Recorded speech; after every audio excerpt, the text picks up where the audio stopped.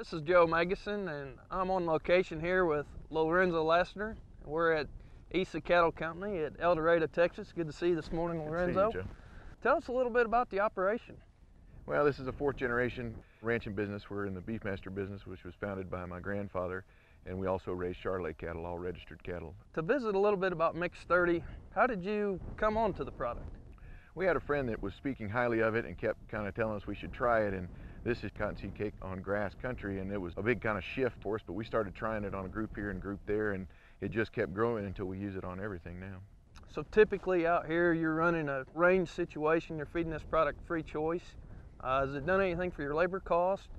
Well, that was the thing that got me interested in the first place. In a cake environment, we feed a couple pounds every other day, so there's a lot of labor involved with that, and where the cattle had access to it all the time, even the shy cattle and the calves could get in and get some.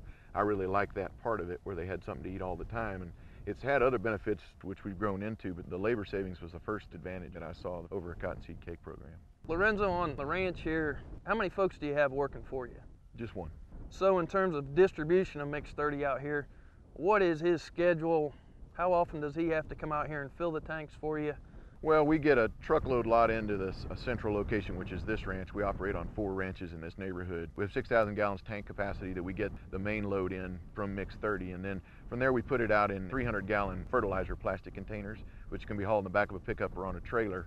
We pump flow into those, but then you can gravity flow out of those into the troughs that we use, and we use primarily 100-gallon open top kind of rectangular shaped troughs. And what we try and do is put the right number of troughs out where they can be filled once a week for that size herd. So he'd put this out once a week, feed cake once a week, and then check on them once or twice more, and that's kind of the cycle. But it's real easy. One guy can handle it all, and you're not handling the weight in the same way that you are with sacks of feed or something else. What difference have you seen in using it in an open top container where you would traditionally see a liquid feed fed in a wheel tank?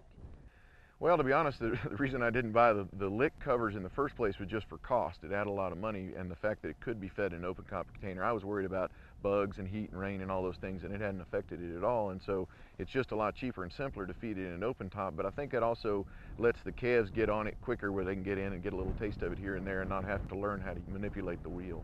Now, have you ever seen any insects, flies, fire ants, anything like that tend to congregate around these tanks? No, it's actually amazing to me that they don't like it, but they don't. I figured it'd be covered in moths or something, but nothing is attracted to it. So average wintertime temperatures out here in this El Dorado, San Angelo area? Typically we'll have a number of nights down in the teens, a lot of nights in the 20s and 30s, and then often it'll be nice during the day, get up 40, 50, 60s. So when your range foreman comes out, he can still put that in those tote bins?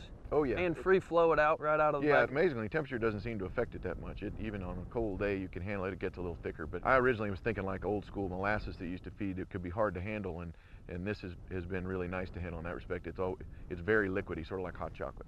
Well, this set of cattle looks like they're in really good condition. Have you seen a change in the way your breed up comes in? It's hard to tell sometimes because you don't know what they would have bred like without it, but the best example I can give you is last year in the spring we'd gotten to where we were feeding it on most of the ranches that we run, and we were feeding it on all of them except for one. And yet last year was a tough year, a bad spring, and we had an unusually good breed up on all the ranches that we were feeding it on, and we had a horrible breed up on the one that we weren't. And that's obviously not 100% attributable to Mix 30, but I can't help but think that it played a role in that. And so we've seen higher than normal conception rates, all things being the same, and coupled with the access, where I think in a cake environment sometimes the shyer cows don't get any, the younger cows, the smaller cows, and this gives everybody access. They can all sneak up there in the middle of the night and get what they need. That's one of the keys with this product, is leaving it out there free choice, where those more timid cattle do have free access to it. And that's one of the things that I really like about these open top containers instead of a wheel tank, is you can set 6 or 8 head around there instead of 1 or 2 at a time. So have you seen a change in the way these cattle wean off?